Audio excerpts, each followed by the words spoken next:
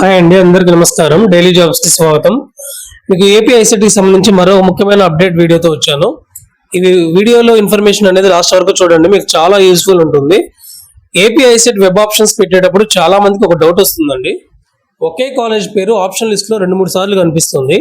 ఒక చోట రెగ్యులర్ అని ఉంటుంది, ఇంకొక చోట సెల్ఫ్ ఫైనాన్స్ అని, మరో చోట సెల్ఫ్ సపోర్టింగ్ అని కూడా ఉంటుంది.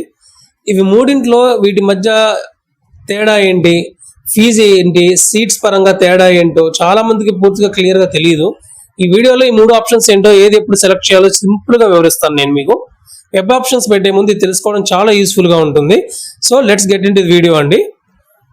ముందు మీకు ఈ ఒక్క కన్ఫ్యూజన్ క్లియర్ చేసుకుందామండి. సెల్ఫ్ ఫైనాన్స్ అంటే ప్రైవేట్ కాలేజ్ అనుకుంటారు చాలా మంది, కానీ అది తప్పండి. ఇది చాలా మంది చేసే ఒక కామన్ మిస్టేక్. గవర్నమెంట్ యూనివర్సిటీ లోపలే 3 రకాల కోర్సెస్ ఉండొచ్చు అనమాట. అది ఒకటి రెగ్యులర్, ఒకటి సెల్ఫ్ ఫైనాన్స్, ఒకటి సెల్ఫ్ సపోర్టింగ్ అనమాట.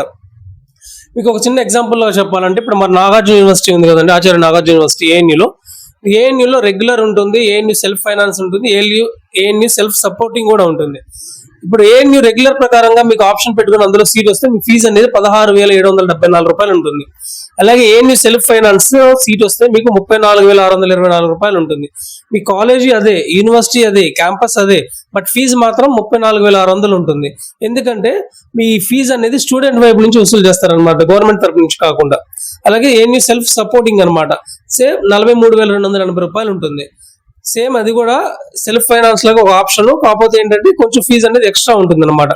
యూనివర్సిటీ ఒకటే, క్యాంపస్ ఒకటే, డిగ్రీ పేరు ఒకటేనండి, కానీ ఫీజు మాత్రం చాలా తేడాగా ఉంటుంది. ఇప్పుడు ఇంకొకటి సింపుల్ గా మీకు క్లియర్ గా వివరిస్తాను. అసలు ఫస్ట్ రెగ్యులర్ అంటే ఏంటో చూద్దాం. ఇది సింపుల్ అండి. గవర్నమెంట్ యూనివర్సిటీ నడిపే తక్కువ ఫీజు ఉండే ఒక కాలేజీకి సంబంధించిన కాలేజ్ అనమాట.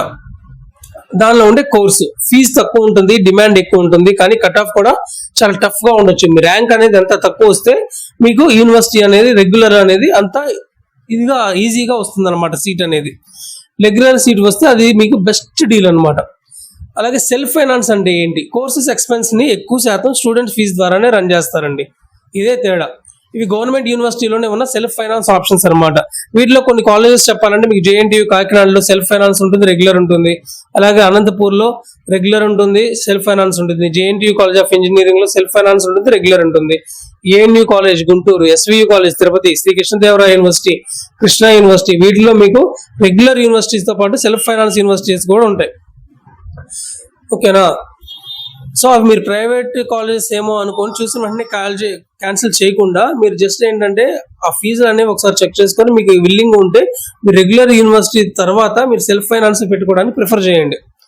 సెల్ఫ్ సపోర్టింగ్ అంటే ఏంటో చూద్దామండి. ఇది కాన్సెప్ట్ పరంగా సెల్ఫ్ ఫైనాన్స్ లానే ఉంటుంది అనమాట. ఒక రియల్ ఎగ్జాంపుల్ గా చెప్పాలంటే 2025లో ఆంధ్ర యూనివర్సిటీలో సెల్ఫ్ సపోర్ట్ మోడ్ లో ఎంబీఏ ఫీజు 1,50,000 ఉందండి సంవత్సరానికి.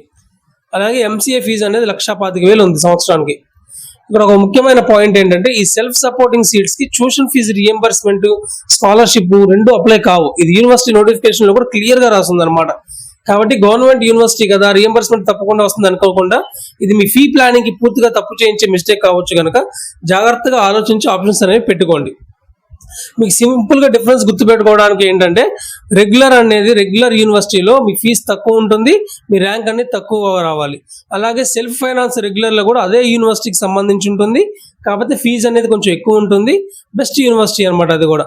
అలాగే సెల్ఫ్ సపోర్టింగ్ అంటే సేమ్ అదే యూనివర్సిటీలో ఉంటుంది, ఫీజు అనేది ఎక్కువ ఉంటుంది, రియంబర్స్మెంట్ కానీ స్కాలర్షిప్ కానీ ఏమీ రావు అనమాట. సో మీ సొంత డబ్బులు కార్పొరేట్ కాలేజ్ లో చదివితే ఎలా ఉంటుందో అలాగే ఉంటుంది అనమాట. ఇంకా అది కాకపోతే యూనివర్సిటీ బెస్ట్ యూనివర్సిటీగా ఉంటుంది అనమాట. అంటే మీరు ప్రైవేట్ కాలేజెస్ లో పోలుస్తుంటే ఈ యూనివర్సిటీ బెటర్ అనిపిస్తే మీరు జాయిన్ అయిపోవచ్చు. సో సెల్ఫ్ ఫైనాన్స్ తీసుకోవడం వల్ల అడ్వాంటేజెస్ ఏంటనే చెప్తాను మీకు ఇప్పుడు. మంచి యూనివర్సిటీ బ్రాండ్ నేమ్ లో చదువుకున్నట్టు ఉంటుంది, ర్యాంక్ సరిపోకపోయినా కూడా మీకు మంచి కాలేజ్ లో క్యాంపస్ లో చదివే ఛాన్స్ ఉంటుంది. అలాగే కట్ ఆఫ్ కొంచెం యాక్సెసిబుల్ అనమాట. చాలా మంది ఫీజు చూసి అవాయిడ్ చేస్తారు, కాబట్టి మీకు ఛాన్స్ పెరుగుతుంది కట్ ఆఫ్ ఎక్కువ ఉన్నా కూడా. అలాగే క్యాంపస్, లైబ్రరీ, ఫ్యాకల్టీ ఎక్స్పోజర్ ఇవన్నీ కూడా మీకు ప్రైవేట్ కాలేజ్ లో పోలిస్తే బెస్ట్ ఉంటుంది అనమాట. వెబ్ ఆప్షన్స్ లో ఎక్కువ చాయిస్ లో సీట్ వచ్చే ప్రాబిలిటీ పెరుగుతుంది మీకు అనమాట. ఎందుకంటే సెల్ఫ్ ఫైనాన్స్ చాలా మంది అవాయిడ్ చేస్తారండి, పెట్టుకోరు. ఒకవేళ మీకు కనుక విల్లింగ్ గా ఉంటే పెట్టుకోవచ్చు. డిసడ్వాంటేజ్ కూడా చెప్తానండి. మీకు ఫీజు చాలా ఎక్కువ ఉంటుంది. 2 years total cost, hostel, exam fees అన్ని కలిపి కూడా క్యాలిక్యులేట్ చేస్తే మీకు దాదాపుగా ఇయర్లీ ఒక 2 lakhs వరకు ఉంటుందండి. అలాగే రియంబర్స్మెంట్ గ్యారంటీ అనేది లేదు, ప్రతి సీట్ కి రూల్స్ వేరు ఉంటాయి, నోటిఫికేషన్ చదవాల్సిందే వచ్చినప్పుడు. ప్లేస్మెంట్ అనేది గ్యారంటీగా కంపల్సరీగా ఇప్పుడు రెగ్యులర్ స్టూడెంట్స్ వచ్చినట్టు మీకు ప్రిఫరెన్స్ ఇస్తారనేది చెప్పలేము. అది ఏంటంటే మీకు యూనివర్సిటీ పేరు చూసి కాకుండా మీ ఎంబీఏ అయితే కంపెనీస్ ప్యాకేజ్, ఎంసీఏ అయితే కోడింగ్, ఐటీ ప్లేస్మెంట్ చూడాలన్నమాట. చెప్తానండి, మీకు ర్యాంక్ వచ్చే దాన్ని బట్టి ఆల్రెడీ మీకు ఇప్పటికే ఒక మైండ్ లో ఒక ఆలోచన అనేది ఉండిద్ది. నేను దాన్ని ఒక చిన్నగా సింపుల్ గా చెప్తాను. మీ ర్యాంక్ కి వచ్చే దాన్ని బట్టి మీకు యూనివర్సిటీలో వచ్చిద్దా, ప్రైవేట్ కాలేజ్లో వచ్చిద్దా అనేది ఒక ఐడియా ఉంటుంది. అయినా సరే మీ ర్యాంక్ కి వచ్చే ఫస్ట్ అన్ని యూనివర్సిటీస్ పెట్టుకోండి. యూనివర్సిటీస్ పెట్టుకున్న తర్వాత రెప్యూటెడ్ యూనివర్సిటీ, అదే యూనివర్సిటీలో సెల్ఫ్ ఫైనాన్స్ పెట్టుకోండి. మళ్ళీ నెక్స్ట్ సెల్ఫ్ ఫైనాన్స్ అయిపోయిన తర్వాత మీ సెల్ఫ్ ఫైనాన్స్ లో మీరు ఫీజు ఎక్కువ కట్టుకోగలను, నాకు బెస్ట్ యూనివర్సిటీలో కావాలి అనుకుంటే పెట్టుకోండి. ఓకేనా? లేదంటే స్ట్రాంగ్ అటానమస్ ప్రైవేట్ కాలేజెస్ లో పెట్టుకోండి. ఏది గుడ్ ప్లేస్మెంట్స్ ఉన్నవి ఇవన్నీ చూసుకొని. మిగతా self finance, self supporting options, మిగతా ప్రైవేట్ కాలేజెస్ అనేవి మీరు నెక్స్ట్ పెట్టుకోండి అనమాట. ఇది జనరల్ ఆర్డర్ మాత్రమే. మీ ర్యాంక్, కేటగిరీ, రీజన్ బట్టి మారుతూ ఉంటుంది. మీరు కొంచెం ఆలోచించుకొని పెట్టుకోండి. చివరిగా చెప్పాల్సిన పాయింట్ ఏంటంటే 2026 final option entry list, exact seats, exact fee అధికారిక కౌన్సిలింగ్ పోర్టల్ వచ్చాకే కన్ఫర్మ్ చేసుకోండి.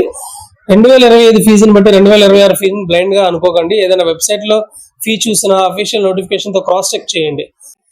మీ ర్యాంక్, కేటగిరీ, జెండర్, ఎంబీఏనా ఎంసీఏనా డిస్ట్రిక్ట్ కామెంట్ లో పెట్టండి.